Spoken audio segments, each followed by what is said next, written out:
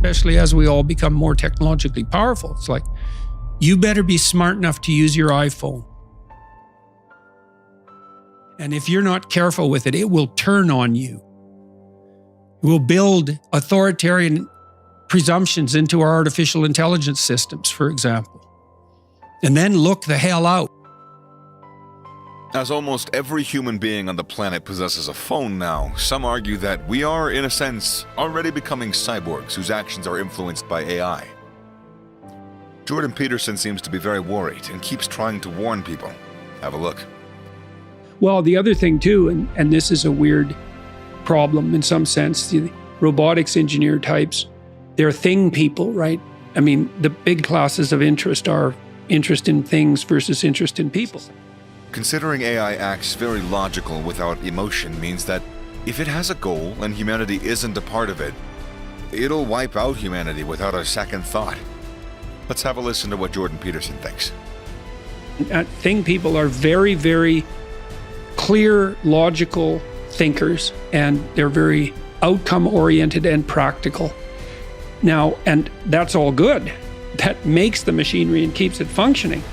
But there's a human side of the equation, and you get the extreme thing people, and you think, yeah, well, what about the human here? And when we've been talking about the necessity of having a technological enterprise embedded in an ethic, and you can ignore that, like most of the time, right? You can ignore the overall ethic in some sense when you're toying around with your toys. But when you're building an artificial intelligence, it's like, well, that's not a toy. One of the key concerns with AI is the potential for it to act in ways that aren't aligned with human values and goals. Without careful consideration and oversight, AI systems could be programmed to prioritize efficiency or other objectives at the expense of human well-being, which could result in unintended consequences, such as a job loss or even more serious implications. Check it out. Like, oh no, this thing will just do what I want it to do and nothing else. It's like, no, even Marx knew that wasn't true. Marx developed the concept of alienation. We get alienated from the products of our effort. That's part of the reason he didn't like factories. And fair enough, because factory work, which is repetitive, in some sense, destroys our artisanal relationship with what we produce.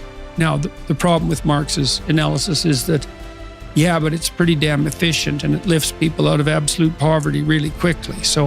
But that doesn't mean that, and existential philosophers after Marx developed the concept of alienation to quite a high degree.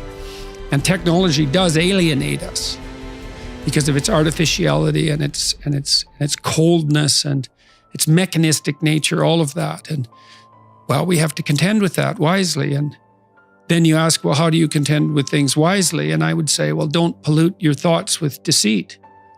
You compromise your own wisdom. How are you going to make not intelligent? People like Jordan Peterson and Elon Musk seem to be very, very worried about the rapid advancement of AI. How exactly can we stop it? Is it already too late, maybe? Will it destroy humanity, or could it benefit us? The more that you try and answer these questions, the more sinister it becomes.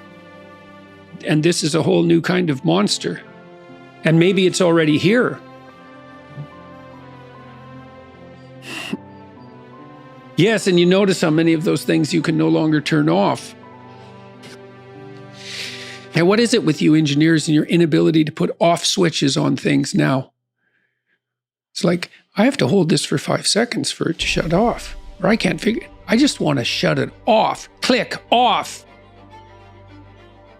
Especially as we all become more technologically powerful. It's like, you better be smart enough to use your iPhone. And that's pretty damn smart, let's say wise, because that's no trivial gadget. And if you're not careful with it, it will turn on you. It will build authoritarian presumptions into our artificial intelligence systems, for example. And then look the hell out. So if you're going to have a hydrogen bomb, you better be wise enough to wield it. And I know people have been saying that for a long time, but Jesus, computers are getting good at emotion recognition. getting really good at facial recognition. They can communicate with one another. They can imitate. Those Boston Dynamic robots are pretty damn impressive, and they're mostly autonomous. We've got all sorts of things that can navigate on their own, like these autonomous cars. Like all these things they're coming together real fast. So I was talking to him about ChatGPT and about the things I was telling you on the AI front. And he's just developed a chip that's optimized for AI, and he told me about it about 2 months ago, and he said, you heard of the internet? And I said, yes, Jim, I've heard of the internet. I said, well, my chip's way more revolutionary than that.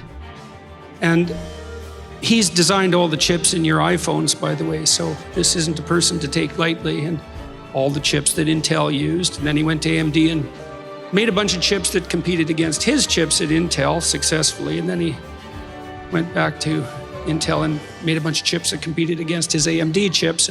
This is Jim. And so he's been telling me what's been unfolding on the AI front. Jim Keller, you can see a podcast I did with him recently with Jonathan Pajot, where we were trying to sort out whether AI is the rough beast that's slouching towards Jerusalem. And so you can check that out. But he came up with a proposition for me based on this ChatGPT. He said his AI model's built to generate photorealistic movies in no time flat, including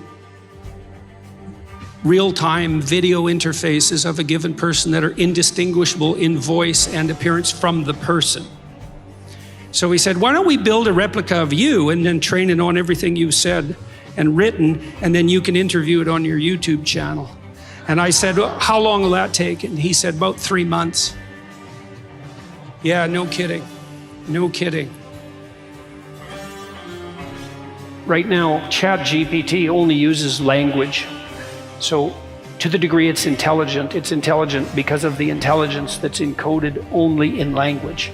And if the linguistic corpus, so the body of text that we've all produced, is biased and warped in some way, that'll be built into the ChatGPT system, and along with whatever biases the programmers might have purposely or inadvertently put into the system. But Jim figures that the AI systems will be able to calibrate their linguistic knowledge against knowledge of images in the world soon.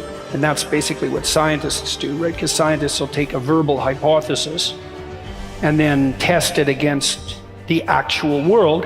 And if the hypothesis and the world fit, then you think, well, that's scientifically verified. And Keller thinks that AI systems will be able to do that pretty soon. And pretty soon means as soon as someone builds one that can do it, because the tech is already in place. And so I have no idea what that's going to mean, and it could easily lead us astray. So here's something that's going to happen in the next year. So imagine now you're a lonesome guy, and you can get a digital friend, a woman, and she can talk to you like ChatGPT talks to you, and listen like ChatGPT listens to you, which is maybe, if you're really lonesome and alienated, more than anyone has ever listened to you in your life. And then soon, she'll not only listen to you as a text interface, but she'll be a fully rendered 3D, well, let's say 2D photorealistic, fully rendered animation, indistinguishable from a genuine image of a genuine person. And then that'll be 3D for your, Oculus headset. And then, well, that'll be sexual in just right now. That'll be the value proposition, right? Is you'll be able to turn your virtual girlfriend into your virtual sex partner, and who knows what that'll do, right? And then the next thing after that is you'll be able to put that into a robot, and that'll be, the robots have been tricky, but I can't imagine that's more than 10 years away. And that's just one thing that's going to happen, maybe not even the most surreal thing. Pretty soon we'll be contending with the fact that someone will be able to generate a photorealistic version of Donald Trump and have him say something absolutely reprehensible and spread it everywhere just before election night. And there'll be a real confusion about whether he said it or didn't. So what do we do when our representations of reality can be falsified? Now, you know, I was talking to my son about that today, and he thinks we'll get into an arms race right away because there'll be technologies that can detect whether video is artificial. But then, you know, there'll be a race because other technologies will learn how to fool that technology. And, you know, maybe we'll be able to stay on the edge where we can still detect what's real and what isn't. But I don't think we're doing a very good job of that right now on social media, you know, because social media, it's kind of like the world, except it's way more demented. And the problem with that is that it makes the whole world look demented. Yeah, well, I mean, part of the reason that I'm doing what I'm doing with regards to these lectures is, you know, I think that we're in a time of unparalleled possibility. Yes. Right? So for good and for evil. And that the more people that there are out there who have their acts together, the better the probability that we're going to be able to manage it. Because we've all got some pretty hard decisions to make coming up real fast. You know, and these guys that are working on these AI systems, I'm hoping that the ones that are more ethically oriented in a proper direction will be the ones that have the upper hand. I'm really hoping that.